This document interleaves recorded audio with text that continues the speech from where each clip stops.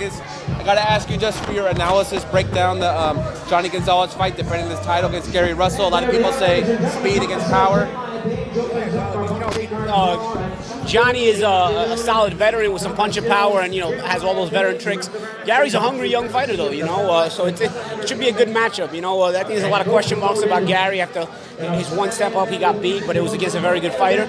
I personally was impressed with his desire in the fight. I think people question Gary's heart when he steps up and whatnot, but he hung in there tough against Lomachenko, who's a very good fighter. So I think he certainly in the least bit showed character in that defeat, and that was kind of one of my questions about Gary Russell before that. So, he at least showed us he has the character to be at this level. We'll see if he can.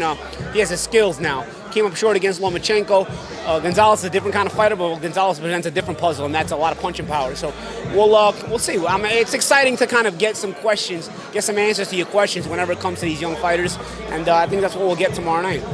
Gonzalez is strong, a lot of power, but a little bit shaky chin, and he kind of shaky chin, and Gary can punch a little bit himself, So again, it's a different situation for Gary in terms of a different fight. But Ken, you're answering questions, and you might have to answer questions on both sides. In the end, it makes for a good situation for a good fight for television, I think, for the fans. Jhonny's been around the block. He's a veteran. He's in his 30s now. Is what Gary brings to the table with speed and boxing skill, does that get harder to deal with as you get up there in age? I'm sure it is, and plus somebody with Gary's skills is just more than speed. He's an intelligent fighter. He gives you different looks, and he can do some stuff. So we'll see. I'd like to see Gary mix up a little bit the speed on his punches. He throws everything really fast.